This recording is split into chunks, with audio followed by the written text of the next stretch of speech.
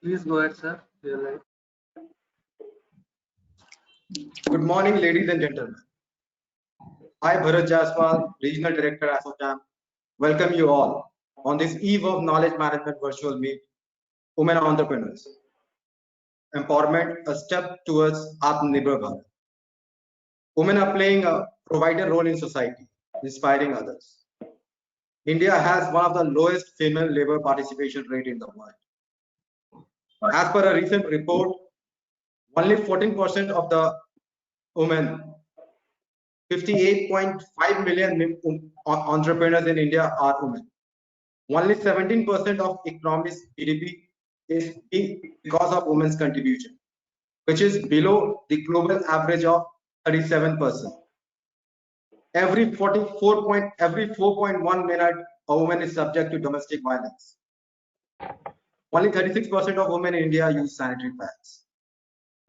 We need more women to come forward and share their success stories, collaborate and innovate. Keeping in this view, ASOCHAM, being a responsible chamber, is organizing today's program on women empowerment, a step towards Aatmanirbhar Bharat. In today's panel discussion, we have with us Ms. Pooja Jaiswal, Chairperson, ASOCHAM Jharkhand Women Entrepreneurs Development Council, and CEO, Skiptel Technologies Private Limited. Ms. Kalpana Chaudhary, Co-Chairperson, ASOCHAM Jharkhand Women Entrepreneur Development Council, and founder, Social Tables. Mrs. Rochelle Chabria, Director, Professional Division Head, Stakes Professional, Hygiene Research Institute. Ms. Malika Bajaj, Founder and CMO of Little Yellow Big Battle and Apna Doctor. Ms. Sikha Pawa, CEO and Founder, House This. Ms. Anushka Adya, Founder and Partner, TI Mention Studio. Ms. Preeti Reddy, CEO South Asia, Insight Division, Kanta.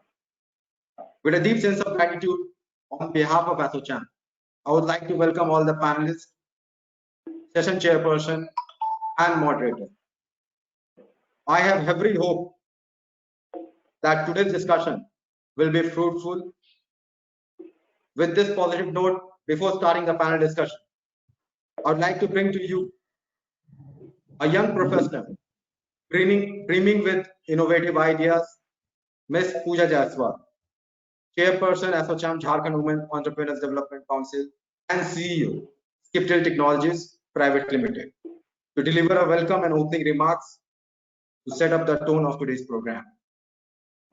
Ms. Pooja Jaiswal is a skill development professional, having experience of working at diverse roles, from policy making to core project implementation specific to skill set. Currently, she is running her own venture in skill development and have trained and facilitated placements of 10,000 plus youths. Alumni of XISS Ranchi, I am Bangalore.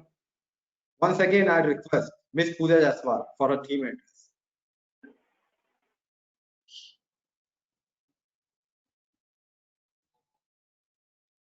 I think due to some technical glitch, we are just missing out her. Bharat, you can take over.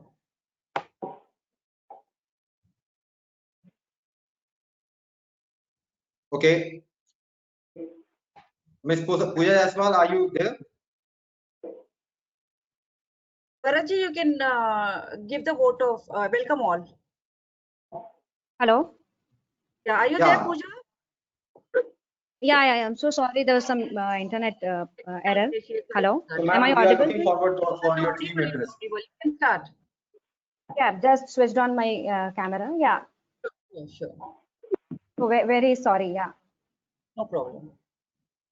Yeah. Am I audible? Yes, you are. Yes. Yeah.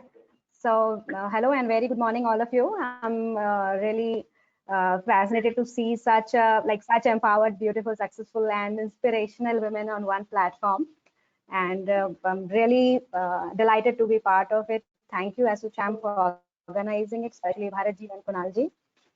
And I'm looking forward to learn from your experiences and really excited to be a part of it. Yeah. So now about the topic, women empowerment, a step towards Aatmanirbhar Bharat. So this topic is giving me a mixed feelings. Definitely, we are discussing it with all the disruption created by this COVID situation. We are discussing about reviving the economy. We are discussing about the like strengthening the health infrastructure, and we are also talking about empowering women. So now. So it's kind of a little disappointing, but still it's like 21st century and still we are discussing about empowering women or kind of encouraging women to be financially independent. So let's do basically what needs fixing or what needs immediate intervention. So I have collected few relevant data from verified sources about where India stands right now. So if we talk about the female, like India's female labor participation rate, it's India is among the lowest. If you compare it from the data of like other countries, it's among the lowest. And the concern here is that it's further falling. Or if we like India, and second is like India ranks third lowest if we talk about female representation at senior management level.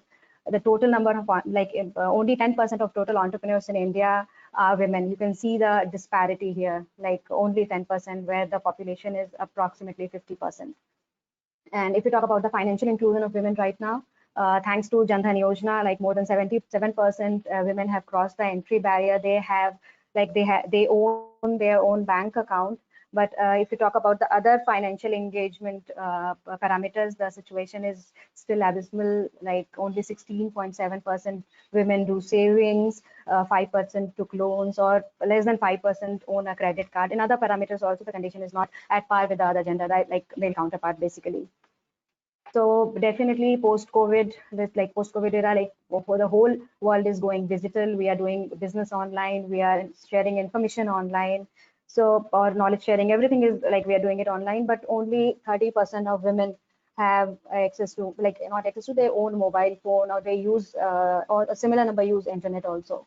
So if you talk about the overall situation, like gender gaps are huge and persistent in terms, if you talk about the employment or wages or average number of days for schooling or unpaid care work. So situation is not really good. So basically, if we discuss about the cause of it, or if we discuss that why is it so, so we can say that the socio-cultural restriction or safety concern. So these kind of or there are other factors as well, which basically kind of prevents empowerment of women, kind of it affects their bargaining and decision-taking strength. Also, lack of assets on their name. Like basically, I'm talking about the title or ownership of assets make them high-risk borrowers. And also the socially accepted gender role segregation. So basically that primarily kind of expects women to do caregiving job or household chores, or basically there are many other factors which accentuates gender inequalities, and most of them are kind of inherent disadvantage, not based on their competency or ability. So, and this all kind of discourages women, lowers their confidence, make them question their capability or their self-belief. So in any case, we cannot leave this 50% of population. They have a bigger role in the nation building process. So for policymakers also, gender inclusion or gender budgeting is very much required when they draft anything for overall development process. So whether it's financial sector policies or MSME promotion policies or anything. So basically gender inclusion is very important, and everywhere, and this should also be taken into consideration. However, with the last few years, we can see that the things are in positive direction. The government is basically government's efforts are quite visible, and to make the whole ecosystem gender neutral. So there are many schemes which promotes women empowerment or women financial independence or women entrepreneurship, you can say. So there are various schemes like Trade by Ministry of MSME, or this Rashtriya Rashtriya Mahila Kosh by Ministry of WCD for women in informal sectors, or Mudra loan scheme, or Stand Up India for SC/ST women, or WP program by Startup India. And also in recent times, state, especially the state rural livelihood missions, they are, and some good local level NGOs, they are like putting a lot of efforts to develop SHG based micro enterprise, or they are also creating farmer producer companies based, like basically with women farmers. So this kind of activities basically are empowering rural women, giving them decision making power, making them financially independent, and kind of reducing their misery because of the whole situation of women. But still, I think there are few gaps over here, like few information which is not being given enough importance, the data regarding the perception and behavioral aspects is not been considered while policy framing or designing the monitoring framework. So we are not like basically policymakers. Sometimes it's not being ensured that whether the whole benefit is being transferred to the beneficiaries or not, or whether it is like basically trickling down in the right form, which like in the way it was supposed to go to the beneficiary. But again, like I really appreciate the overall process, or basically the direction. It's definitely positive, and it's good that the whole ecosystem is supporting women empowerment or women entrepreneurship or women in kind of paid jobs. But I also see like we are the like expected primary beneficiary out of like for all these schemes. So we also share some responsibility here. And with like I would like to mention my fellow panelists over here. All of them are super successful, and definitely all the women around should see them as examples, not an exception. So if like we all can do it, they all can do it. So definitely you can also do it. And also definitely, although with my experience, I can also say that all of them or most of them are putting more efforts to kind of manage their familial and work responsibilities than their male counterparts. All of them are putting more efforts because definitely there are a few expectations that is ongoing, and we have to be behave as a change agent, and we have to put more extra efforts to create the change because social change is very slow process, and definitely the society will accept the new normal, but it will take time. So we'll have to put some more extra efforts. Unlike our generation, like we basically grew seeing women around us more into unaccountable or unrecognized like caregiving jobs. They should see us as strong, independent, and kind of powerful women who can take decisions, who are strong enough to speak their mind. So definitely we should work to be a role model for them, and we should lead them by an example. And I think it's it for my part. So thanks for listening, and I would now request Ms. Kalpana to take this session forward. All right. Hello and everyone. Very good morning. Very well said, Pooja. I totally agree with you. And we can only call ourselves global leaders when we boldly invest in women at the grassroots level, including in national decision and policy making. So here's to the strong women. May we know them, may we be with them, and may we raise them. An Asian saying is when a man has educated, when a man is educated, he grows. But when a woman is educated, the entire family is empowered. I'm delighted to be part of this society. But I'm delighted to be part of this knowledge management virtual meet on women empowerment. And thanks ASSOCHAM for providing me this opportunity to be present among the successful women of our era, setting milestones for the present and coming generation. Everyone present here is having her or own journey of sacrifice, hard work, and perseverance, and success, and it's opportunity for all of us to gain from their experience and success. Their views hold immense importance in the present context, and I take this opportunity to invite Ms. Denzia Gokoi to share her views on women's rights and their social skill influential in society. Ms. Denzia Gokoi, she's a global goodwill ambassador, musician, writer, philosopher, and a speaker. Let's, yeah. Densia, she's having some technical error. So All right. Get her before later. going to the panel discussion, what I'll be I'll be just introducing Ms. Kalpana Chaudhary briefly. Ms. Kalpana Chaudhary is a social worker by profession. She is chairperson of Jan Seva Foundation, chairperson of Women Kabaddi League, and represented India at United Nations. She is the recipient of numerous prestigious awards like Karamveer Puraskar. So it's my honor and request. Now request Ms. Kalpana Chaudhary to take it forward from here. Then she might join. She's having some technical problem. The rest of the panelists are there. Thank Over you to so you, much. ma'am. All right. So moving forward to our next panelist, Mrs. Rochelle Chabria, to express her views on a journey of women entrepreneur. Mrs. Rochelle Chabria is the professional divisional head, street professional of Hygiene Research Institute in a career spanning 25 years. Rochelle has been instrumental in setting up of the street professional division. Her passion and dedication has helped build HRIPL into a 600 crore plus company with a division contributing to more than 100 crore CR plus in the last financial year. Her vision, which started with 10 salons, has now helped HRIPL products reach more than 35,000 salons. Today, we will discuss and understand a journey of a woman entrepreneur. What, Miss Rochelle, what would be that you would pursue going forward to make Indian women more Aatmanirbhar?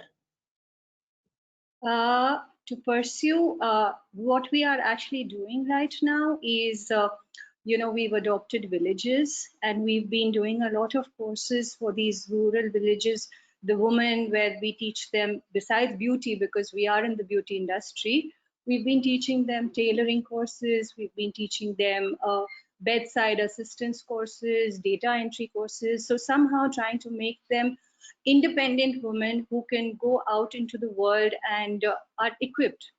In fact, I'd like to share with you that the ladies who did the tailoring course with us, they have actually made a living out of this as a profession during lockdown by making face masks. So that's how they've been, surviving. Their families have been surviving.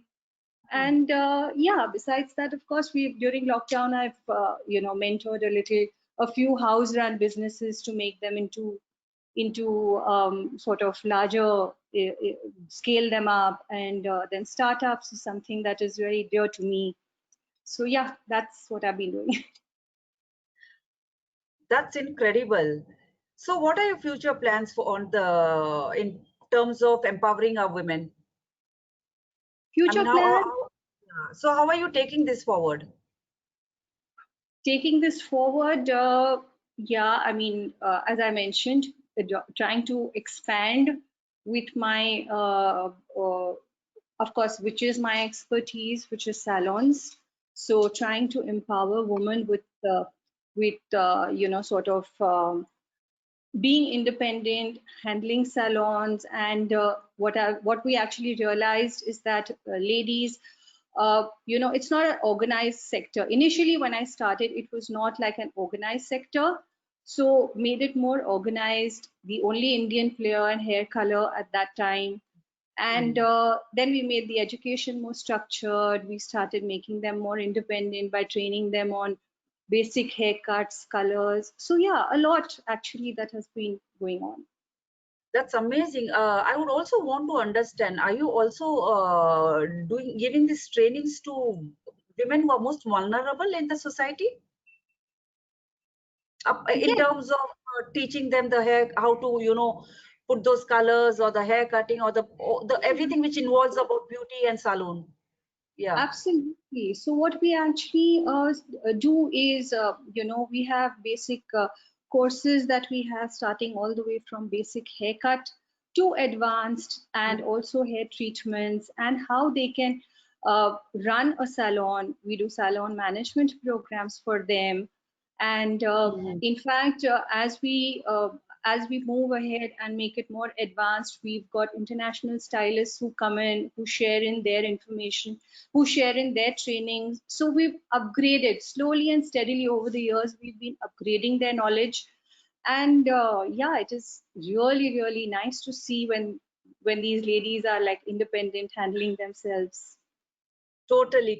You're doing some incredible work, Rochelle, and we wish you all the very best for your future endeavors. Now, moving on to Miss Malika Bajaj to express her views on how India will rule after this pandemic. Miss Malika Bajaj is the 100th most powerful CMO Asia, Indian Achiever 500 Quality Leaders MSME Government of India CNBC Award 2020, Women's Super Achiever Asia Summit 40 Under 40 Business World Entrepreneur of the Year, India Condensant Best Travel Author 2018, Obama Foundation Young Leader, and Global Media Entrepreneur Sportscaster. So let us understand COVID ke baad India karegi Raj. To understand this, I would want to ask you how empower women. What are the challenges India will be facing this post-COVID, post-pandemic? I'd firstly like to thank ASSOCHAM, which is India's oldest, leading, largest apex chamber of commerce and industry, for trusting me to come and talk about today the Aatmanirbhar Bharat. I feel honored and to be doing this with ASSOCHAM, of course, but also to be born in an India of 2020. I'm born in a country in a time where, amidst a pandemic, we create an industry, an economic opportunity worth 8,000 crores overnight as a solution to a problem we have at hand. That, to begin with, I think only goes to show our academic vigilance, our agility, our ability to turn adversity into an advantage. And as it is, I think us Indians are very, very famous for kuch bhi ho jaye, hum Indians are just kar hi lete hain. I think with that attitude going forward, in a time where the world is bent towards looking for ways to strengthening their economy as one of the top priorities alongside fighting coronavirus, amongst multiple achievements, I think India, say for example, has shifted 6 production lines from China to India to cater to Apple's export demands, and we've gone out to bring in about $5 billion of manufacturing, and we're looking at production now. So for me, I want to start by saying that Aatmanirbhar Bharat, apart from being our Prime Minister's vision, something that we've been working on pre-pandemic, in fact, we've been working on Make in India, we're working on Vocal for Local. I'm actually wearing a local artisan today called Boozy Button. She's a woman entrepreneur, and I'm really proud to be wearing her for this. But it's not just a marketing tool for me. I think for me, whether or not you're a Modi supporter, and of course, I'm going to set the record by saying I am a big supporter for Modi ji. I think for the government, I get very excited and inspired to be led by a man whose vision, whose diligence, whose intelligence is not just short-sighted. He's looking at the future. He's talking about women empowerment. There are, grants and schemes for women. And not just for women, but he's actually promoting the youth right from the beginning. We've got, these packages that he's issued, which are about $260 billion, the stimulus package for reviving the Indian economy, the industries, the talent. I think with that in mind, Aatmanirbhar Bharat, a self-reliant India, becomes non-negotiable. For us, I think India has the opportunity to become Sone ki Chidiya again, with over 65% of our population being under the age of 35. Our talent, our knowledge, our pool of information, a large chunk of our expertise in our adult population, people who are now going back from gray hair to making them black again to, look like the youth, because it's such an exciting time to be alive in India, coupled with, like I said, the stimulus package that has come through. Innovation, identification, promotion of industries and sectors where it has potential and capability to scale up and globally become competitive is now our single largest obligation to the country. Of course, for ourselves, because we're looking at survival, it's not an easy time, but for our families living in different parts of the world, for supporting, the Indians across the world. And I also think more now for the sake of humanity, because personally, I think if COVID has taught us anything to us humans, is that it's bolstered and retold us that despite our nationality, our gender, our age, our strata in the society, we're as vulnerable. Our fears are identical. And so as global citizens with access to the above, understanding, because a lot of us are educated to be able to understand that the world after the pandemic is going to be poor. It is perhaps going to be precarious. It is going to be disorderly globally. And so the need to innovate, but I'm going to add here, the need to innovate with a purpose, I reckon then becomes imperative. We need to understand what is it that we're making, why is it going to help society, who are we serving, when will we, when will it become ready to be a part of the society, and how is it going to make our country self-reliant. For myself, I think I'm going to share with you the platform which I'm super, super grateful. Of course, I'm very proud of it today because it started off as a dream for becoming, accessible, affordable, anywhere healthcare, critical healthcare to rural India. Apna Doctor was a dream that started off before the pandemic. And I'm so grateful that I can be useful to my country at a point where India is looking at healthcare and its frontline workers. And it's becoming a bigger reality now because we've got this team led by the man who gave India the PAN card. We've got that team running Apna Doctor. We'll not only be able to provide healthcare to rural India, but we're also being able to provide virtual healthcare at a time where we can't actually go to hospitals. And while we're focusing on this pandemic, we've got, like I said, Mr. R.K. Bajaj, who's an ex-IRS who gave India the PAN card. We've got global investors now. And more importantly, we've got expert doctors who have shown so much faith and so much love when they reach out to these people who have so far had no healthcare whatsoever. We've been able to mend this broken ladder of Indian healthcare using technology. Our prime aim is to use simple tools of technology such as telemedicine, video conference, e-appointments to offer remote access and healthcare services through a robust and a resilient program. I get inspired just learning every day how there were things I took for granted as a woman. Women health, our ease to access just sanitary napkins and tampons, and this is just peripheral level concern that I'm talking about. When I work with mother and child care now, connecting pregnant women to a gynac, to an expert, is a luxury. Forget that, they know prenatal, postnatal. They don't know basics about personal hygiene, and it sickens me. It completely gets me to the gut that they feel that basic things like, massive pain or death due to deliveries or, not having any medication. Sometimes that more often than not, they deliver at home. But very, very often when they need help, they go to a physician who is a male, which is already a concern for them as women who are living in the rural area where they have still follow the Parda system sometimes.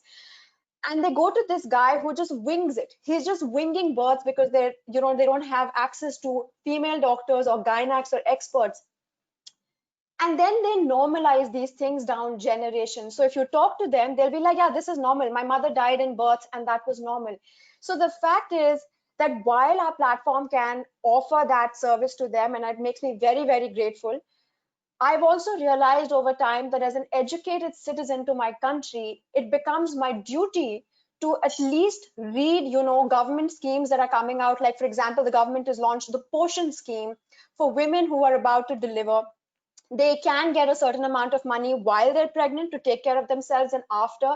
And even as an educated citizen, if I can read this and I can share this with, say, one woman forward, and she can share this in her network, she can share this information with her child, and this goes down generations, I empower myself by empowering them.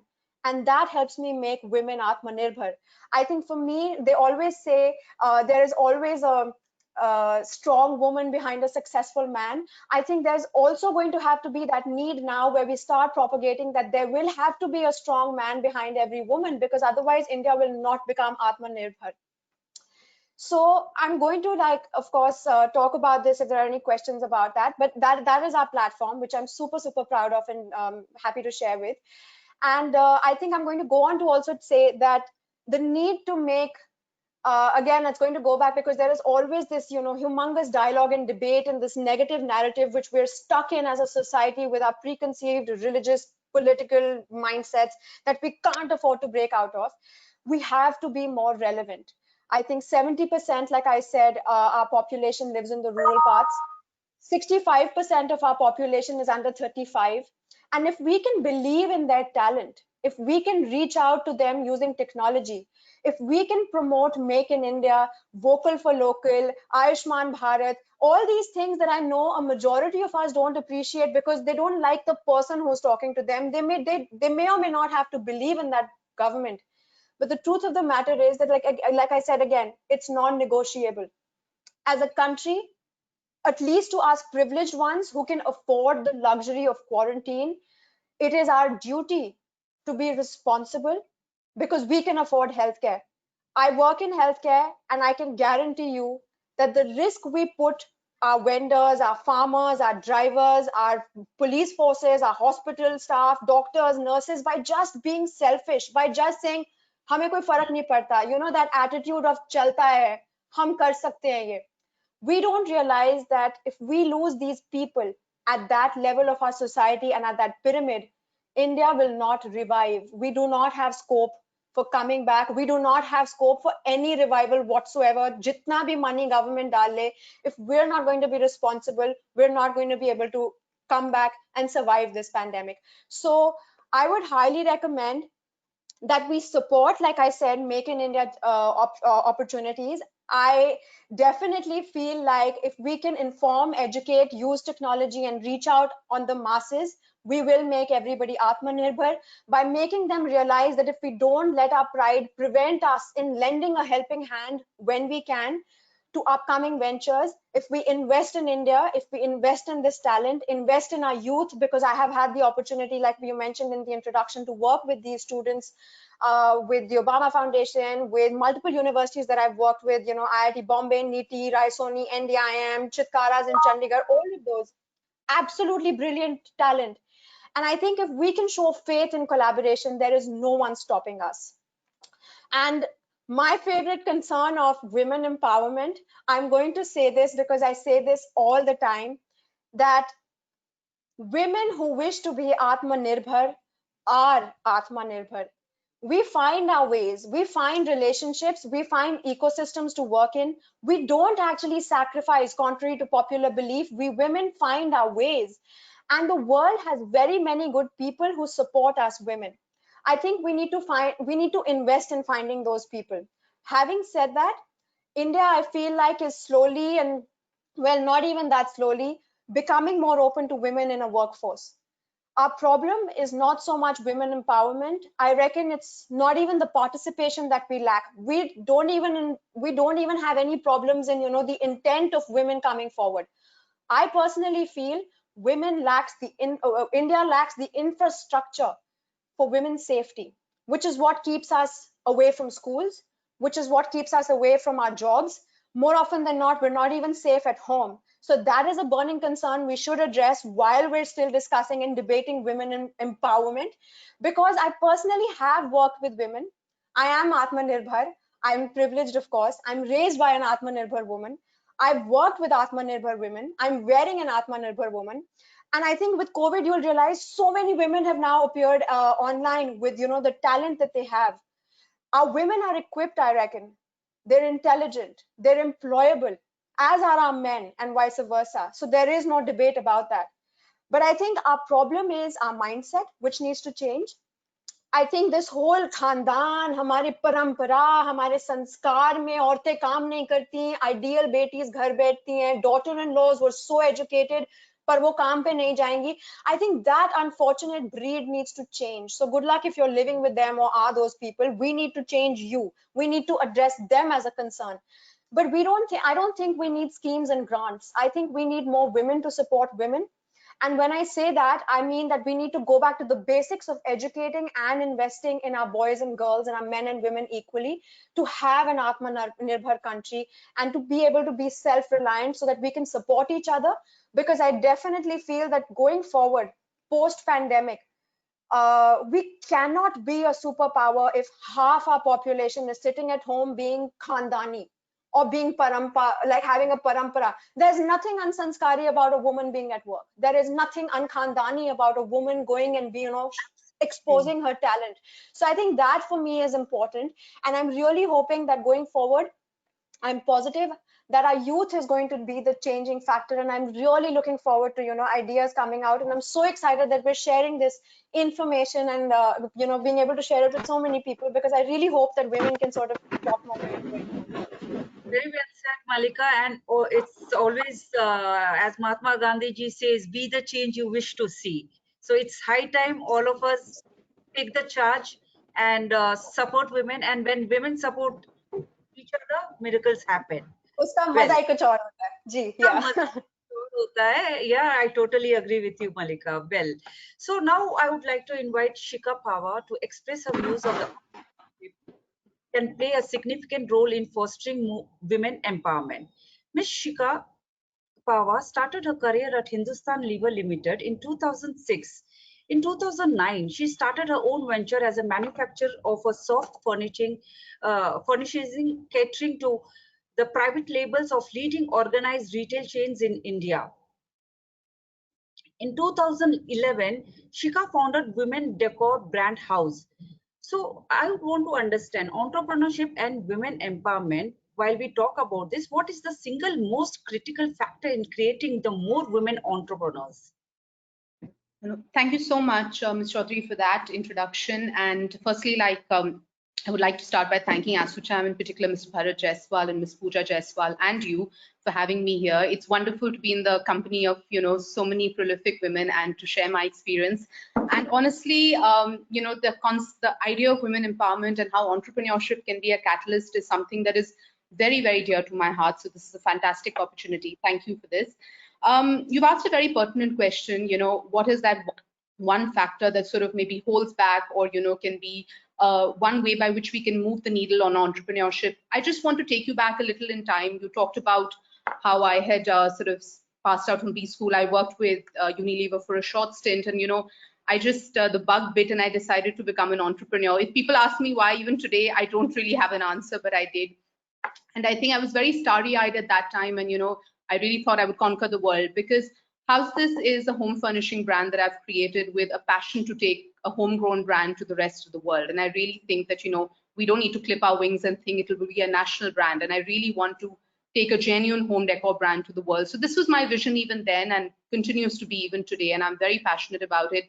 So like I said, I started out very gooey-eyed thinking, this is going to be, an easy, it should be something I can do in the next 5 to 7 years.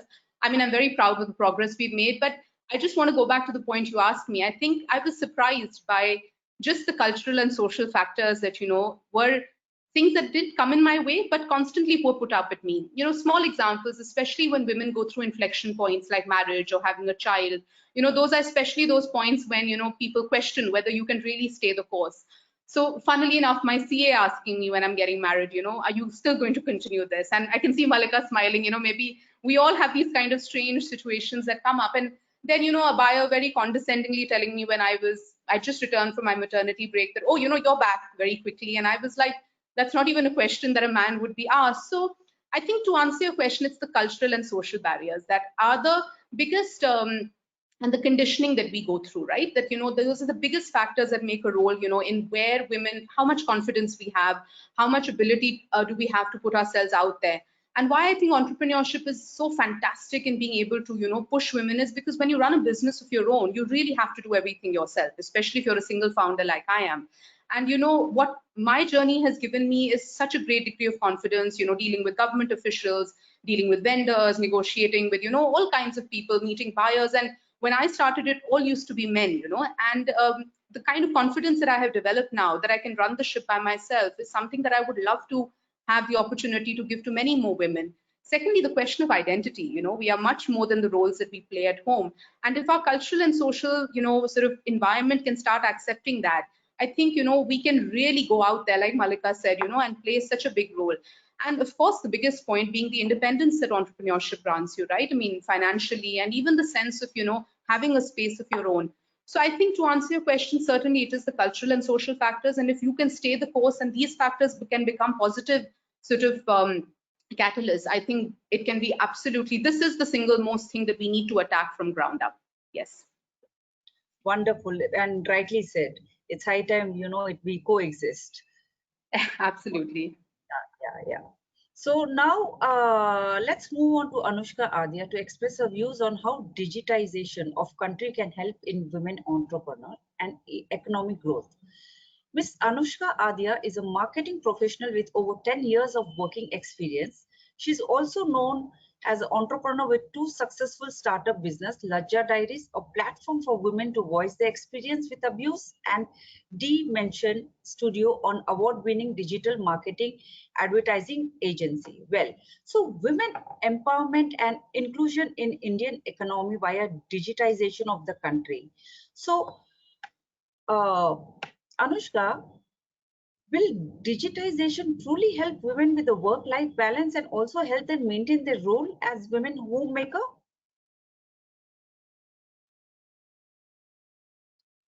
Is she here? I think there's some technical glitch. Oh no, she's here. Anushka, can you I hear think me? she's on mute. She's on mute. I think. I think she can't seem to unmute herself, but it's gone down on your panel. If you're on an Apple, it'll be on the side. It's a very small window. If you just pop it up, you'll be able to unmute yourself.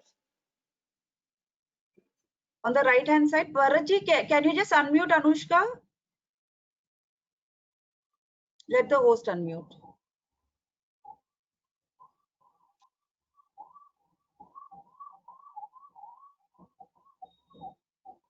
Can you unmute Anushka yourself?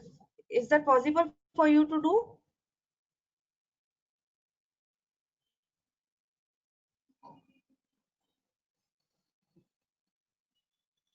All right, while she fixed the whole thing, let's move on to Miss Preeti Reddy to express her views on women economic empowerment through the financial inclusion. Miss Preeti Reddy is a CEO South Asia Inside Division, Kantra. She is recognized as one of the top most female executives in the marketing and research world. So, women economic empowerment through financial inclusion. What do you think is the importance and role of financial empowerment of women for an Aatmanirbhar Bharat, and how do you think we can enable this?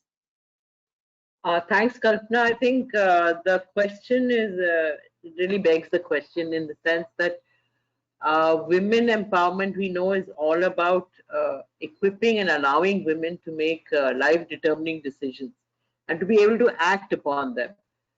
And the first step towards women's empowerment is financial independence. I'm saying nothing can happen. Gender equality cannot happen only if there's economic equality. Until then, women will always be dependent on someone else, usually a man, for their everyday life and for their life decisions. So a wide body of research which various people have done has shown that gender equality and human development are interrelated. Poverty and inequality are also interrelated, because economic growth doesn't actually lift all boats. We know that as low-income countries they make strides towards health and productivity, poor women and girls do not always benefit from this rising tide of human and economic development. Economies are not automatically inclusive, and if you leave it unchecked, market forces that drive economic growth will not necessarily expand decent economic opportunities for women, because economic losses also are not distributed equally. I mean, if you have a situation like our pandemic, the pandemic that everybody is going through, women will be impacted more. Women will lose more jobs. Women will be asked to stay at home. It is any kind of economic fragility or shock period. It is always women and girls who are disproportionately have to absorb the consequences in a way that actually has very far-reaching effects on their lives and their futures. If they're pulled out of school, they're given less food, they are asked to stay at home and not go to work. So, so it is the vulnerable like women and girls who have faced this impact. And women also face barriers. They're very entrenched barriers to accessing economic resources, because there are biases in the financial agricultural, market, or legal systems. Women engage with, I think one of you had given the percentage of women who are banked or whatever. They engage with formal financial situations far less. And they actually represent more of the women's unbanked, of the world's unbanked population. All the female entrepreneurs that are here, I'm sure they have faced this situation. You face unique barriers to getting capital or resources, including one of mindsets that says that you do smaller home-based enterprises in low growth sectors. Is there an echo? Sorry, is there an echo? There's some network issue. Can everybody be on mute? It will help. It will help. Yeah, please be. Yeah. All right, ma'am. I think being on mute will help. So, I was saying that female entrepreneurs, they face barriers to getting capital, to getting resources. And, they're seen by a mindset. The mindset is that, you do small home-based enterprises in low growth kind of sectors. How can you do anything that is significant and generates employment? And and discrimination in law can make it harder for women to own land or property, sign a contract, open a bank account, or even formally register a business. So, Absolutely. as a consequence of this, women and girls still earn less, they learn less, they own less, and they wield much less economic power than their brothers or their husbands. So but being financially included can actually have a transformative effect for women. When women actively participate in the financial system, they can better manage risk, they can smooth consumption when there is in the face of shocks like the pandemic. They can fund household expenditures like income, like education. So providing women, especially low-income women, with the right financial tools to save and to borrow money, to make and receive payments and to manage risk, helps not only women's empowerment, but actually helps poverty reduction, because women disproportionately experience poverty. And we've seen that women, when women are in charge of finances or when they have financial power, it increases their bargaining power in the household. It enables them to make financial choices and and to spend more, but also to make a better life for their children and for their household. When you give cash transfers directly to women through either digitally or whichever way, the households, girls that live in poor households with female pension recipients, they actually demonstrated better nutrition than if it was given to a male. I think this is there's enough research to prove that. So actually what we need are deliberate tactics to ensure that women aren't left behind relative to their male peers. And women have actually responded to the pandemic in many interesting ways. You must have witnessed the proliferation of home chefs providing home cooked meals during the pandemic. And they've done this. They've also a very interesting story that I read recently of this woman called, I think, Usha Devi. Her name is Usha Devi. Her entrepreneurship journey began when her husband is a kirana store owner. He gave her a smartphone. So that 30-year-old resident of rural Allahabad, she found herself watching videos on YouTube. And she actually wanted to launch her own YouTube recipe channel. Okay. She was not educated, so she initially feared that she'll not be able to host videos properly. But she took the plunge. She set up her own channel, Usha Village Food. And now she has 1.5 lakh followers. With her content is racking up millions of views. Her videos celebrate farm life and they show her picking fresh tomatoes, coriander, green chilies from fields. Also how to milk a cow. Her cover photo tells viewers no farms, no food, no life. Okay, what an amazing story.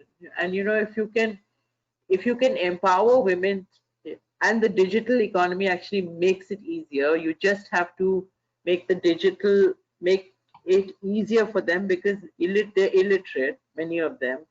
So design for smartphones, etc. If you can have voice, for instance, rather than having to type in stuff, it will immediately make them, participate in the digital and therefore the economic, in the economy. And so basically, I think the pandemic has actually, in a sense, equalized women, men and women, because women are getting more chances because of online and because of the digital economy. But we must also remember that it's not the single strokes for everybody, because through work we have done, we have found that there are different segments of women and their participation in banking itself. So there are women who are completely unbanked. They're completely excluded from formal financial services. There are women who are dormant account holders. The government gave them, they opened the account because the government or peer pressure, but they have no, the social norms are holding them back. They don't know how to use the account. Then among non-dom, sorry? Lot of awareness need to be done on same. Absolutely, totally agree with you. Yeah. And then there is non-dormant users who, some of them are very advanced, some of them are regular users. So I'm just saying that it's not one size fits all when you have to bring them into, into financial inclusion and transform their lives. You have to actually look at what is holding them back and how can we handle that? What are the triggers that are needed to bring them into greater participation? Absolutely, and I also personally feel that we need multiple stakeholders beyond government to make financial inclusion possible. We need to develop mobile technology research and development. Well, so Ritika, I would also want to understand from you, could you just tell me something about your journey, how you started the whole from the scratch? How did you start your journey? 1 second. Tell me something about your journey. Yeah, 1 second. I think some technical error. So do we have Anushka? Next we'll go to Anushka. Okay. Okay. You can hear me now? Can you hear me? Yeah. So after Rochelle, we'll be taking Anushka, and then we'll have Pooja to, we'll take a few question answers. All right. Yeah. Okay. Yeah, hi. So basically I graduated in 1992 and took over as a R&D chemist in the organization. The journey began with a lot of research, developing new products, and it was very exciting because when you develop a new product, you're waiting in anticipation. Every trial made my heart beat faster. Every successful journey of that product when it was already into manufacturing, handing it over to operations entirely. So this was the initial years of my work. After that, I took a sabbatical for about 7 years when I had to take care of my kids. So I became a full-time mom for 7 years. Post that, actually, when I joined in, there was a lot of change, and my company had in fact launched hair care, hair color. They had launched hair colors. So it was this time that my mother-in-law told me to take it up as a challenge. She in fact motivated me to, she's also the chairperson actually of the company. So she told me that I should start taking these retail products into the salons and how I should go about it. This is actually where my challenge began, where I had to physically go from salon to salon with my sales team, try and convince them with the products, tell them about their, the results that were there. And it was really difficult because I had, at that time, there were only about international players. There was no Indian hair color manufacturing company. So yeah, that is the time. And then there were males, although there were female salons, the owners were males. They were interested in profit. So they didn't really start, they weren't really interested in my products. So I had a tough time getting there. And slowly and steadily, I realized that it was only through education that I would be able to convince them. I started off with small seminars. And this is where most ladies attended these seminars, and they learned different techniques, cutting, coloring, etc. So actually, if you go to see, my Aatmanirbhar Bharat dream started way back in 2005.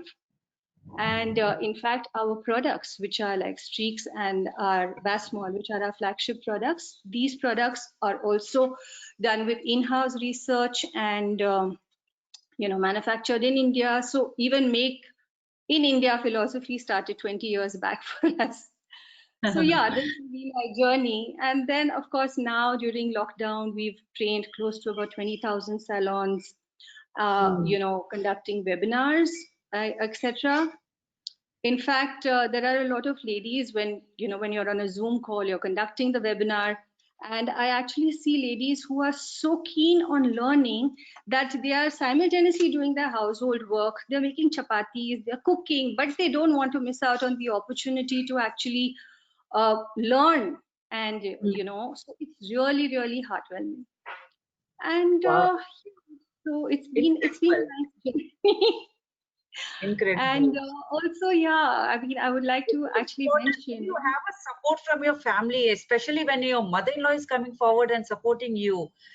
And then there's that, and you have achieved so many milestones in your journey. Incredible. Absolutely. Yes, actually, I've been blessed. So in my personal life, my family has been my strong support system. They have not only just said that, okay, women should be equal, they have actually demonstrated it. And I'm really proud of it, that my family believes in giving equal rights to women, and they have never stopped us. They have always pushed us to do the best. And yeah, that's it. Wonderful, wonderful, Rochelle. And with this, I would also say that the real women empowerment begins from home, the moment you're born. Absolutely. And we are blessed, and it's time for we as an empowered women go out and empower other women, and which all the panelists are doing incredible work. This makes my heart swell with a lot of happiness, and I'm so grateful. Yeah, I would actually like to add here that definitely we have been born independent, but we just have to keep it in our hands and remember. But I also want to emphasize that we should remember it is independence and not arrogance, because we are equal. We should respect the other people, but at the same time not allow anyone to take us for granted. So no gender bias is actually, according to me, the true Aatmanirbhar society which we should try for. Totally agree with you. Well, so Anushka, am I audible? Yeah, you're audible. Am I? Yes. That's what I wanted to check. Yeah.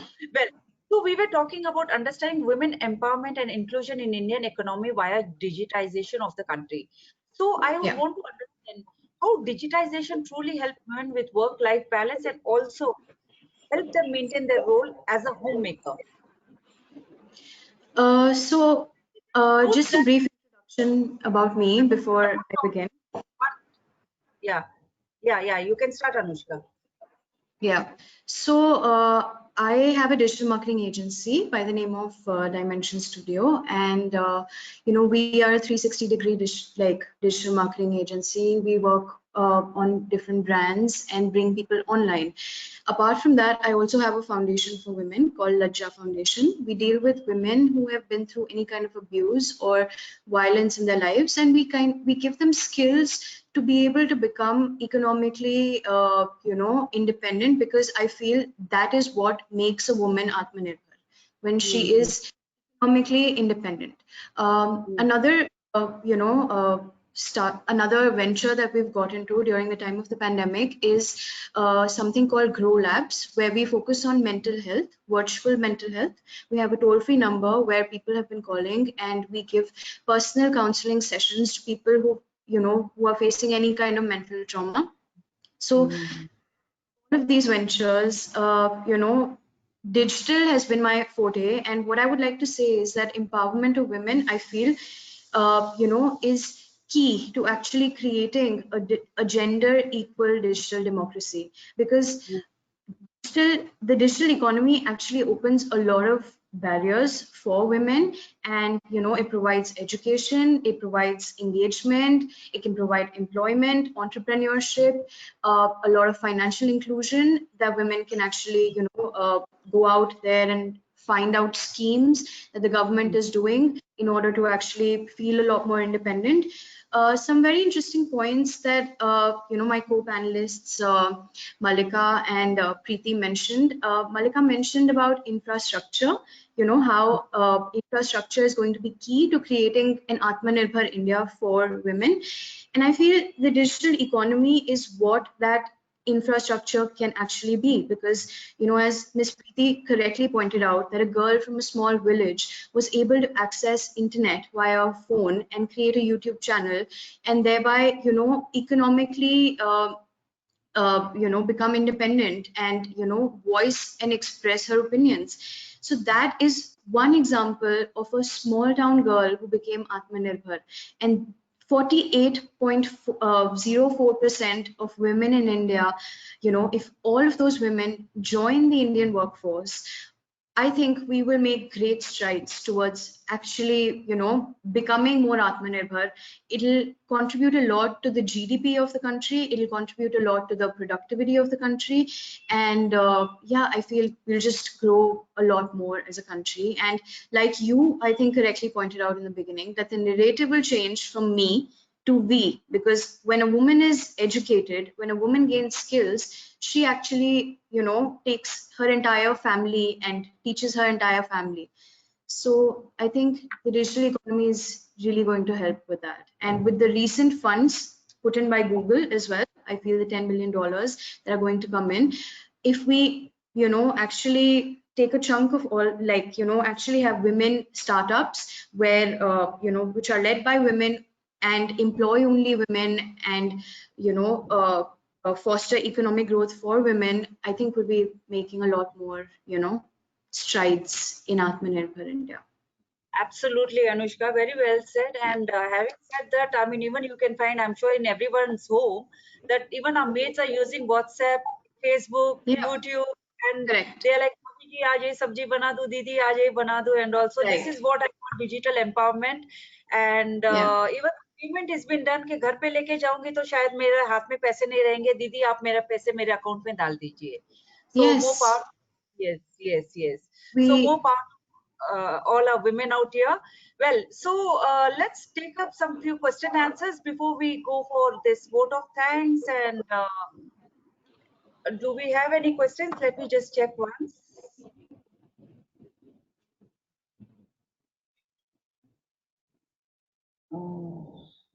Yes.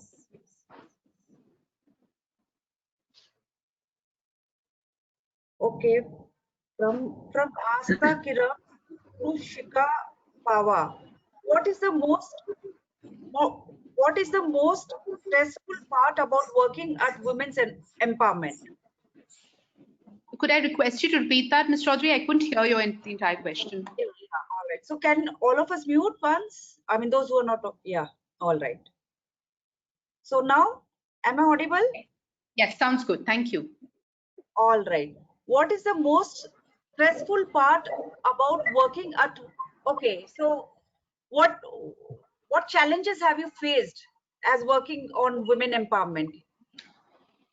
I mean, I would answer it in two ways.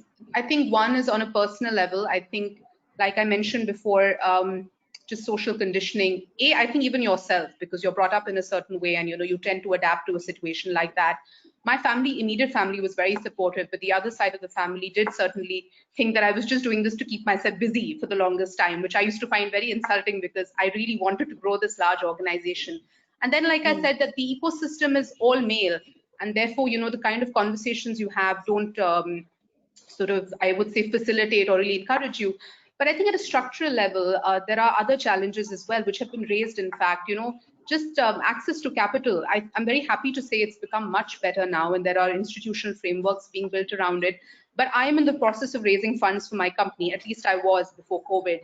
And I met some wonderful investors, but many of them don't seem to also understand. I think women have a very different lens when they run a company, and men expect size scale to be the only determinant, whereas women, I think, even for me, I try to really create an organization that I'm proud of and is very women friendly, and we look at very different outcomes. So I think just when it comes to an investment or getting money for your organization, how do you present your organization like that and still satisfy all those parameters but stay true to yourself, you know?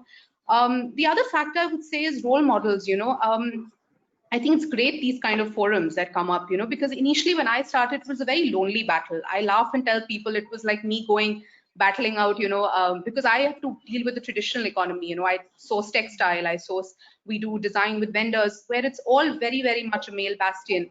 And I think now it's very nice to say that, you know, certainly women have become more part of it, you know, especially entrepreneurship. You know, women are far more available and you see more women in the fore. But I think definitely the role models were very few. And I think if more of us come out with different stories, you know, I mean, all of us here are doing such diverse work, it will encourage more people. And now today I feel, you know, there's a nice tribe that's getting created. And I think that gives a lot of power to a lot of women. So I think I would answer it like this personally. And then, you know, from a structural point of view, that there are challenges. And of course, now technology is playing a great role. But the single most factor would be just the ecosystem needs to, you know, really work together to create that kind of, I would say, positive environment for more women to come out. And safety, I would say, is another factor which unfortunately still hasn't got corrected. I think as more of us speak out, that is a single most, even for an urban woman like me, it's not very comfortable even now, which I find shocking in, you know, in today's India. I think if that can change, you know, especially in rural India, especially in midtown India, you know, women can start just being comfortable and own public spaces. So I think these are 4-5 areas that really need to sort of change to, you know, maybe make a better environment for all of us. Yeah. Absolutely, Shikha. There's so much to do. Now going to Malika. Thank you. Yeah. So change is something we resist the most. Okay, so change is something we resist the most. Change is something we need the most. So as a woman entrepreneur, how could, if given you an opportunity, what change could you get for women in the workplace? I think, like I said also, and like I think Shikhaji also just mentioned, I think the biggest change we need to bring in women being at a workforce is making laws and becoming absolutely strict with women's safety. If our women are not even able to go to school, if they're not even able to go to work, if they're not safe at home, how are we expecting a bigger number of women at the workforce to begin with? Like I think a lot of the panelists also mentioned, the second point would be changing our mindsets and changing our attitudes toward women being at work. I think we're still prey to, and these are educated people. I'm not even talking about rural sectors. I'm talking about educated people who believe it's not khandani for our women to work. Our bahu will not work. Our child will study and then get her married and then she's going to become this trophy. I think I really, really pray that we can work. I mean, I know that India has bigger problems, but these people are a big concern because they're bringing down the economic growth. They're making sure that our women don't grow. And like I said earlier, we can't even dream of becoming a superpower, even though we have all the talent, the employability skills, the intelligence, the intellect. All of that is non-debatable. And that we have good people and good men who support women. Like I think we've seen so many people saying our families have been so supportive. We will not become a superpower if a half of our population is sitting at home being khandani. I think India needs to become more relevant. We need to be not thinking about negative narratives which are forcing us to be religious about certain things or become politically misconstrued and just not growing in that space, because our country needs for each one of us to focus on creating kind of content. And when I say creating kind of content, I also mean promoting a positive dialogue and allowing our education, at least the privileged ones who have the education, to further share the basic knowledge and the information that is available, women rights that are available, women responsibilities, women healthcare. If we can educate the women, I don't think there's going to be any stopping the society from women empowerment. I think India's problem is not women empowerment, it's women's safety. Our women are very empowered. I mean, look at Rajasthan, look at all these women I'm sharing this platform with, where India has made narratives for strong women. How can we not be empowered?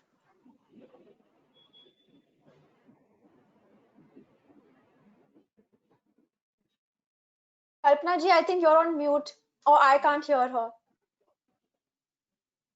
Yeah, so I was sorry. So I was saying that absolutely very well said that we all are empowered women. And having said that, I would also want to add women, more and more women has to be given more opportunities. There should be more of motivation and they should be more inspired by, of course they are getting inspired, but then this awareness is also not reaching to them. So here, as Anushka said, digitalization is very important. So let's work together on this digitalization and empower our women, our girls, and make our India 100% women Aatmanirbhar Bharat. Well, so I think so we have another question.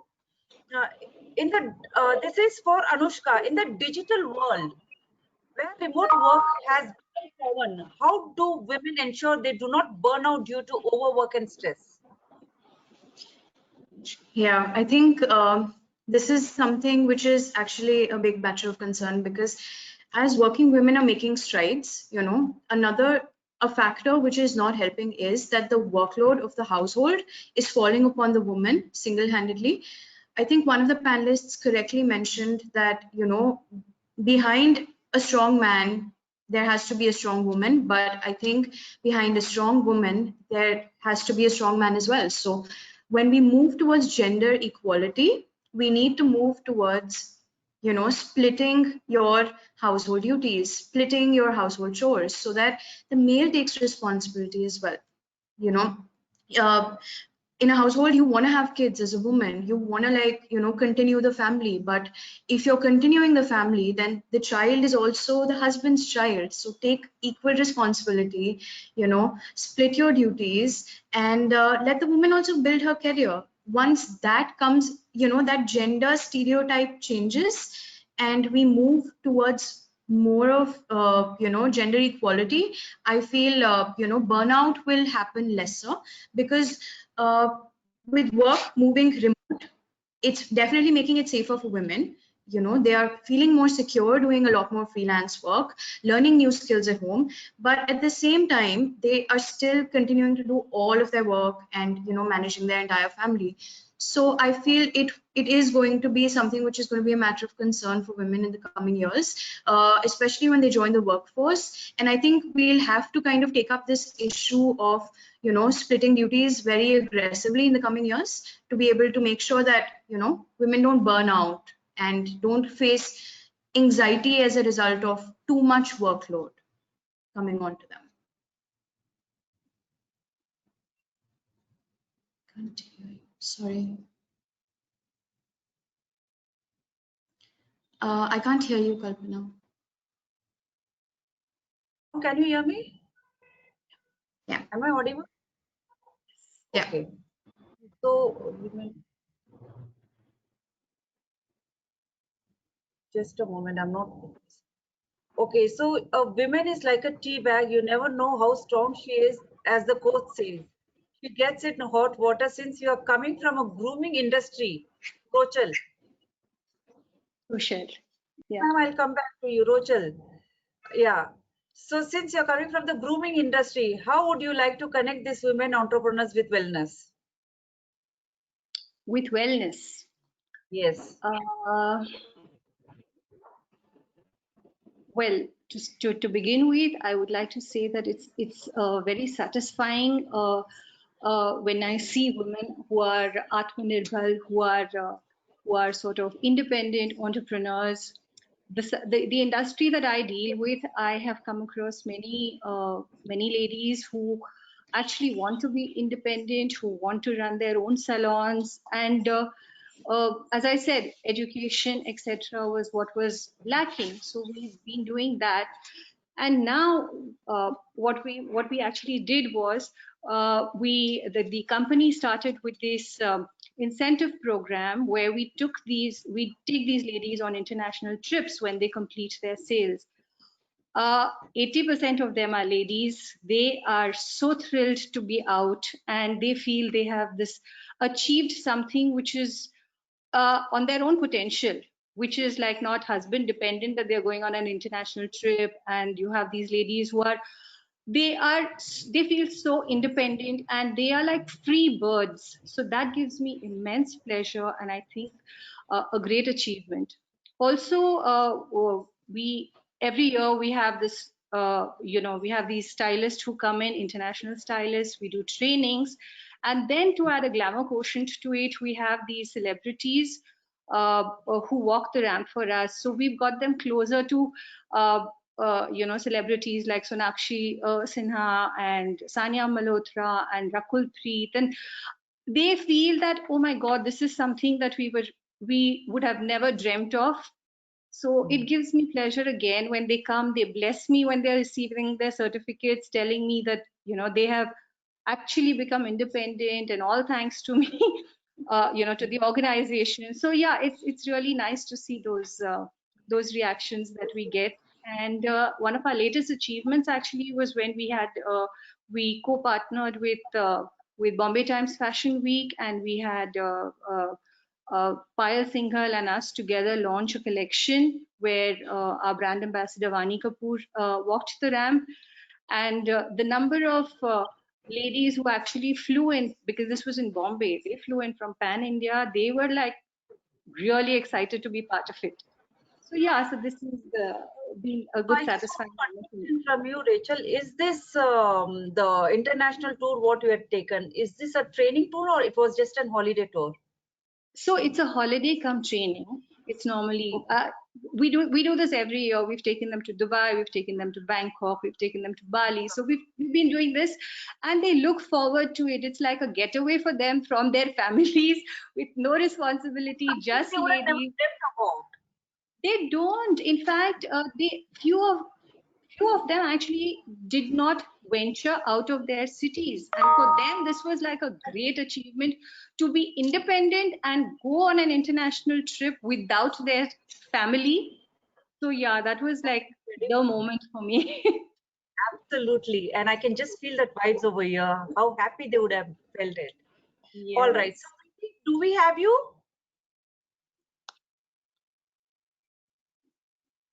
I think okay, we are missing her.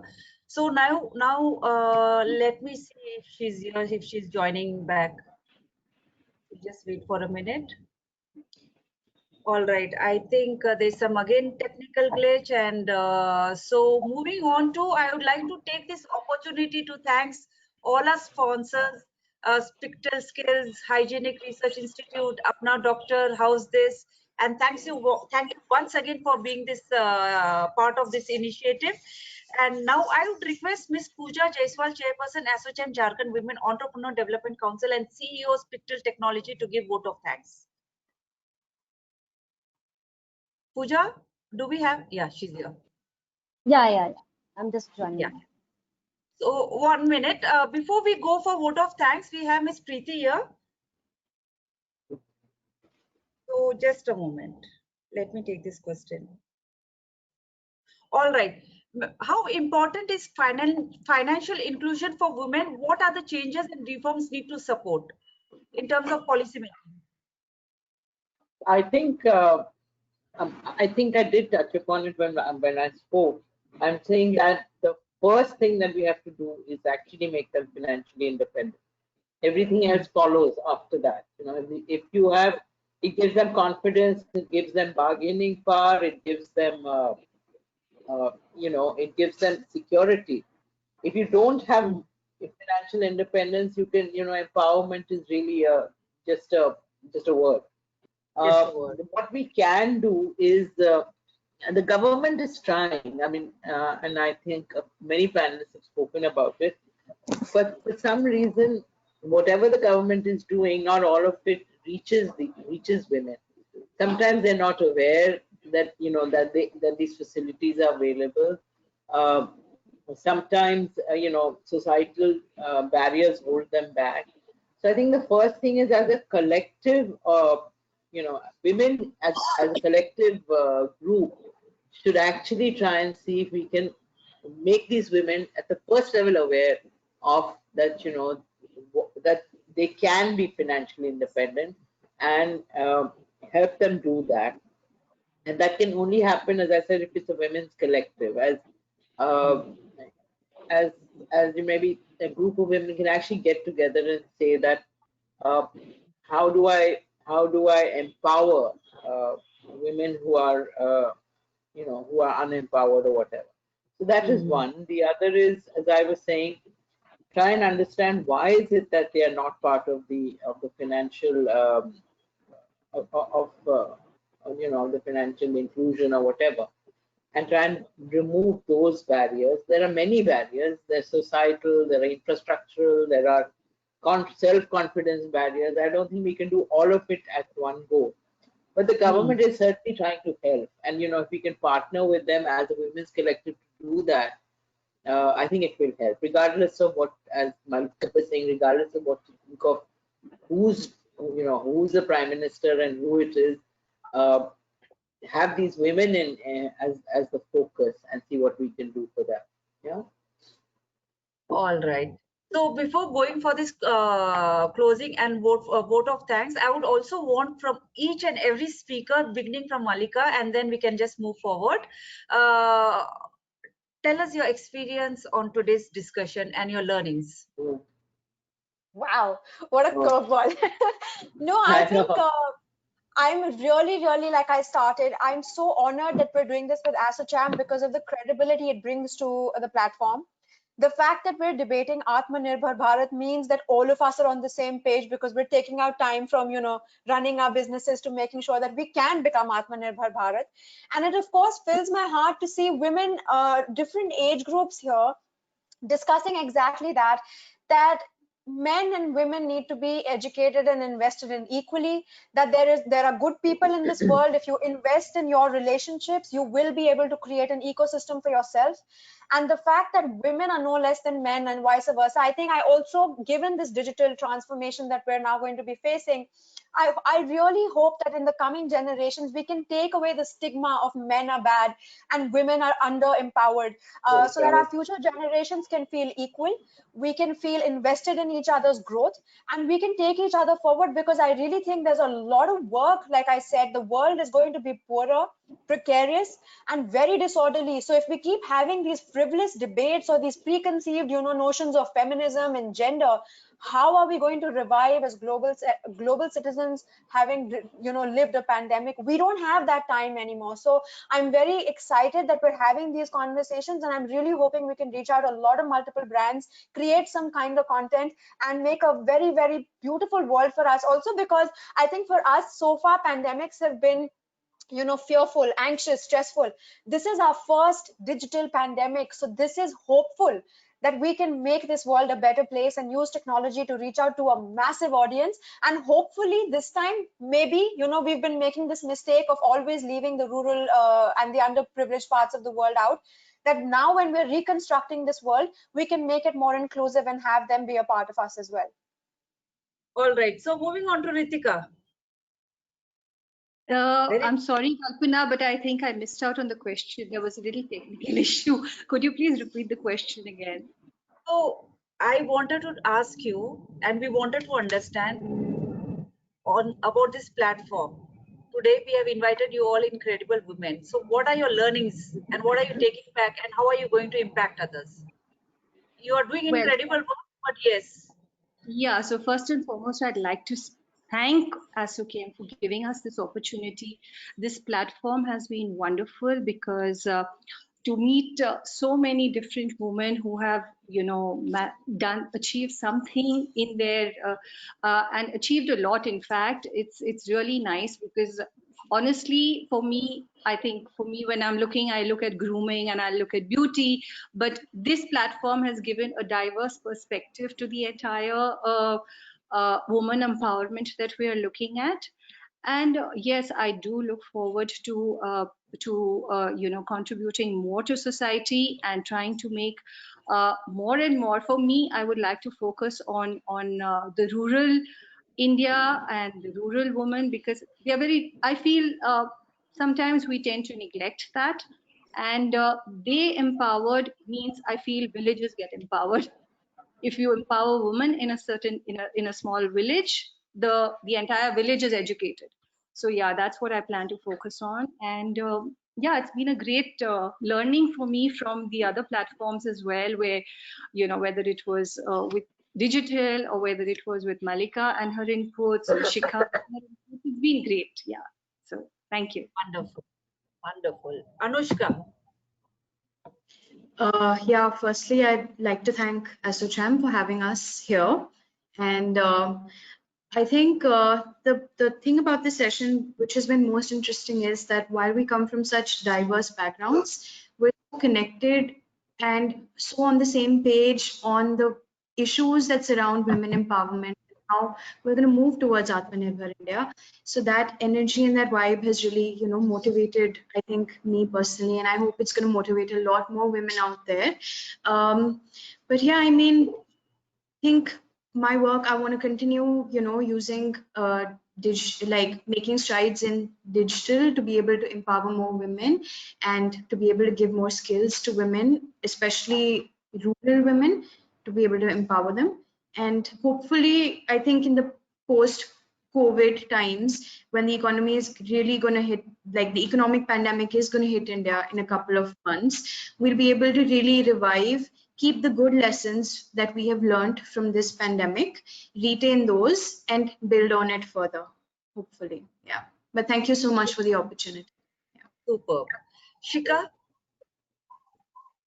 No, thank you. I echo that. Thank you so much, ASSOCHAM, and all the panelists. It's been wonderful to hear from all of you, and also the attendees. I hope, you know, they have taken away a lot from this. I think all of us, especially, you know, we do so much in each of our fields, and we tend to operate in silos, and sort of, you know, forums create a safe space for everybody to talk about what they're going through, and then you realize so many common things bind you, right? No matter how many different things you may be doing. And I think it all needs to come together, right? And I mean, you know, one more person opening a bank account, one more transacting consumer, one more healthier woman, right? And one more woman who's independent, you know, is creating more consumers, for more women to come forward, more businesses to start up. And I think that's how you galvanize large scale change. And my organization, like I said, is a woman friendly one. We want to continue to promote those kind of policies, but I think having an ecosystem like this around it is really what is going to be transformational. And I look forward to doing my bit and being a part of this. So thank you very much. Thank you. How wonderful is that? Preeti ma'am? Yeah, thank you, ASSOCHAM. Thank you, Kalpana, for bringing us together.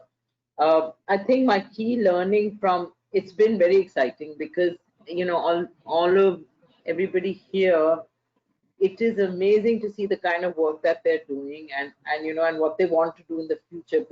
And it gives me a lot of hope because I firmly actually believe that India, the people who will change India are women and young people, you know, and it's not the others, you know, as you know, if women are at this, are think like this and are doing this at such a young age, you know, how can our country not progress? And I'm really inspired by all the women here, and I think we should really take strength from each other and give each other, you know, one is a platform, but also to say that, you know, it is it's not hopeless. It's not the way people think that our country is going to, you know, that you're not going to survive or anything.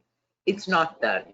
I have great faith in the resilience of India, and I have great faith in Indian women. You know, when that Shaheen Bagh thing or whatever, it was women who actually raised their voice, women who stood up, and as I said, I'm really inspired by this whole interaction. There must be many others like this, and if we can all come together, this will be a different country. On that positive note, I would again ask another question to all my panelists. Do we still have time? Can we go ahead, Pooja? All right. So everybody's been talking about governance, financial inclusion, digital inclusion, and on beauty, wellness. So such incredible topics today we have been talking on, and you know, knowing and understanding all these things. And then we also have people who oppose government. All right. So I just want to, and yes, there are some few women, or there Yeah. could be men, or there could be so many other people who oppose women and everything and all. And it is very easy for all of us to come on a platform and tell, we need this change, we need that change. Hence this question, starting from Shika. Okay, I'm really in the dock. Tell me. Yeah. What's the question? If you were a prime minister for a day, what change you would get?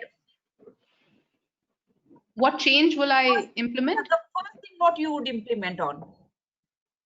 If I was the prime minister, what change would I implement? Did I get that right? If you were a prime minister for a day, or if you were prime minister, what is the first thing you would do?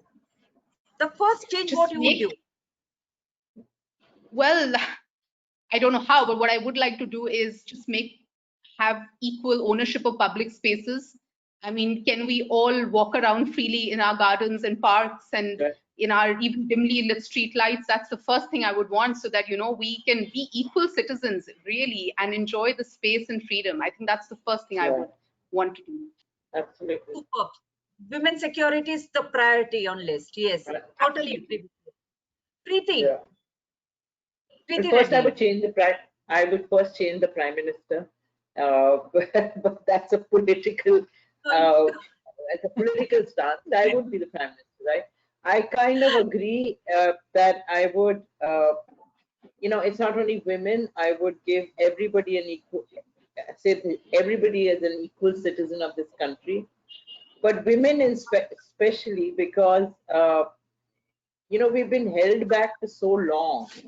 And I don't know if any of you read this book called Sapiens, where it's a very, very interesting book where the author says that, you know, there are many inequalities over time. There have been many inequalities. There's ethnic inequality. There is, you know, Black Lives Matter. That's in one inequality. There have been rich versus poor. But and they've changed, you know, some over time, people have become more equal. All these inequalities have gone. But the one inequality that has not gone is the male-female one, you know, and there is no reason for it to be, because, you know, women are as much hold up the sky, or they're 50% of the population, etc. So it could be security, it could be, you know, I don't know. What is it that makes men hold women back? I think and they do, you know, it's not, I'm not imagining it. It does happen. That's, I think, what I would do first. Maybe it is, as Shikha was saying, giving them equal space. Maybe it is actually encouraging them, or, you know, quotas or whatever, some way of affirmative action that says that, you know, women are equal, and at least for some time encourages them to be more equal. Very well said. So moving on to Anushka. Yeah. I think I would go ahead with the digital revolution and make sure like everyone who has a PAN card like gets a mobile phone and internet connectivity, and all of us are suddenly connected.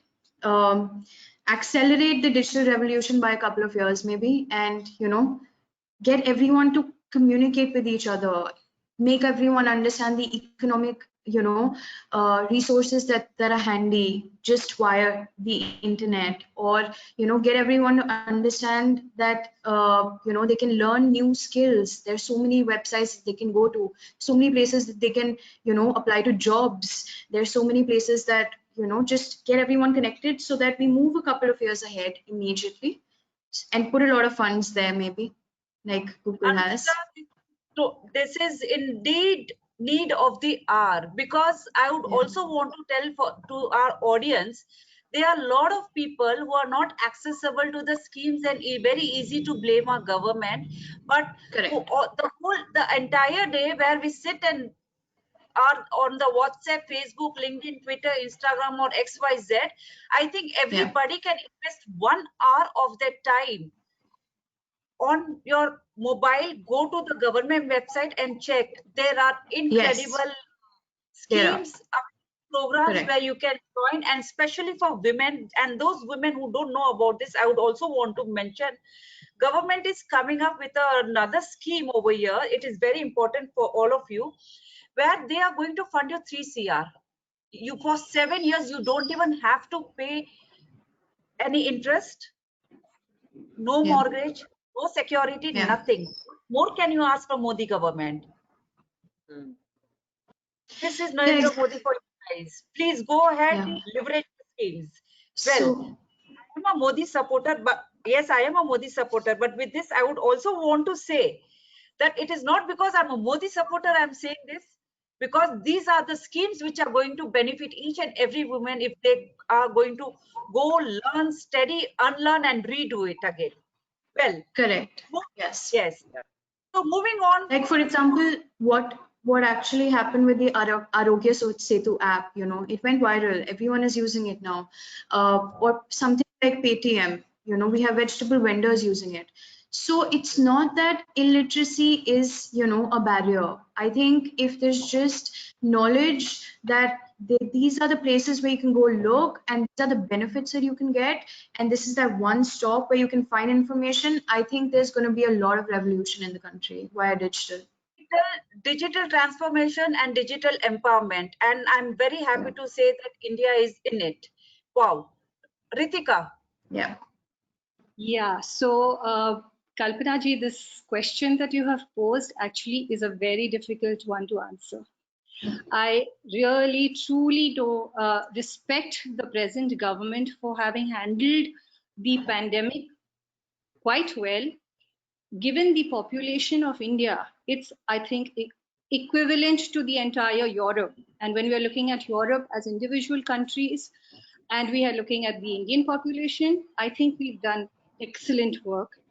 So having said that, I mean, the one thing that I would like to do if I was the PM for a day is try and abolish the female, make it more equal rights for men and women, because I feel maybe in the cities it's not so prevalent. Of course, it's there, but not so much. But more so in the interiors, in the villages, when you see the kind of gender bias that they have, and how women really have to fight for their rights, while men just get it as if it's inherited. So yeah, that is one thing that I would definitely want to work on, and ensure that everyone gets equal status. Totally agree with you. Gender equality also a must. But having said that, there are a lot of women who need to now take courage and come out and be Aatmanirbhar. Well, Malika, your take. I'm actually very scared answering this, but I would like to tell you that while I think everybody has summed up pretty much all my answers, so women empowerment, digital democracy, all of that, and I'm all for it. If I'm only Prime Minister for one day, I'm going to say this because I'm a Modi supporter, that I'm going to just sit and say, भाइयों और बहनों, सरकार उतना ही कर सकती है जितना हम कर रहे हैं. Like we've got the pandemic, we're reviving an economy. Our borders are not very safe right now. The Rafale has come in. We're working on moving production lines. आप लोग सिर्फ मास्क पहन लें, थोड़ा दिमाग लगा लें, और negativity ना फैलाएं, hatred ना फैलाएं. Because I, as a Prime Minister, because I only have one day, I'm just going to show people how much work there is to run a government and how easy it is to just sit and say, आज तो कुछ काम नहीं किया उन्होंने. So as a Prime Minister, I want the country to know that the government can't do everything if you are not responsible citizens. They can only give you schemes, they can only give you grants, they can only give you access. पर अगर आप लोगों ने घर बैठ के negative ही होना है तो वो बैंक में ही रहेंगे पैसे. Like I was saying, I think for me myself, I realized as a woman that my education could help empower so many women, because I can read what the government is saying, I understand it, and just me being able to reach out to these women and say, look, you have this scheme called Poshan that helps pregnant women, is my doing as a citizen. That is my responsibility. So if I'm the Prime Minister, I'm going to open up all the khate and tell you कि हम कितना काम कर रहे हैं और आप लोग हमारा काम सिर्फ बढ़ा रहे हैं by just being useless. Yeah. No, Indians are not useless. We are empowered and we are. सारे नहीं है, but I think this whole chalta hai attitude for people who are not wearing masks, for people, and I'm saying this for the privileged people who can afford a quarantine. We all know them who are not social distancing, who are like koi ek choti si party kisko kya pata chalega, not realizing that our helps at home don't have that privilege, our vendors don't have that privilege, our doctors who haven't gone home to their family don't have that privilege because we refuse to break that chain. Why can't the last person who has that infection just stay put for 14 days? Just why is it so hard? And then how can you blame the Prime Minister? Totally agree with you, Malika. Well, so Pooja, if I can ask you the same question once. If you Okay. were Prime Minister for a day, Okay. So my all of initiative, or I'll work for the sensitization of government functionaries, our leaders, so that they don't make any remarks or they don't judge any person based on their gender. They should trust the capabilities, the abilities, the competency of a person, not based on their gender, but on their skills. And also definitely I'll ensure the implementation or kind of gender budgeting before designing any policies, whether to ensure that, and also ensure that whether it is reaching to the right beneficiary. Like many schemes are being floated by government, but whether it's implemented properly, whether it reach properly to the beneficiary, whether the benefit reaches to the actual needy person is there or not, ensuring that is very important. For example, there's one scheme, or there's one reservation thing for women in sarpanch or village panchayat elections. So you are well aware about the sarpanch pati thing and all. So such kind of thing should be taken seriously, and steps should be taken to polish such kind of things. And also about like mass campaigning to sensitize people, because this gender segregation basically, or kind of starts from home, and socialization of gender starts from childhood and at home only. So definitely all the family members, they should be sensitized about these things. So mass campaigns are required, and to educate people, to make them aware, to so these kind of initiatives definitely I'll take. And about infrastructure and thing, or safety concerns, like Malika or Priti ma'am or Anushka, Ritika, everyone mentioned. So definitely that should be also taken as priority. amazing. Thank you, ladies. Well, Pooja, vote of thanks. All yours now. Yeah, so it's the event was really great. I personally have a lot of takeaways from the event, definitely for all attendees, and my co-panelists must like they also have the same experience, similar experience. And I would like to thank ASSOCHAM for organizing this event. And definitely we need such kind of formal and informal forums for mentorship and for connection to female role models and women in leadership. So definitely this kind of event can inspire a lot of women to come out of their shells and do their mind. Thank you. Thanks a lot. Thanks a lot. Thank you so much. Stay safe and take care of everyone around. Thank Bye. you. Bye, everybody. You too. Thank you. Thank you. Thank you. Yeah. Thank you.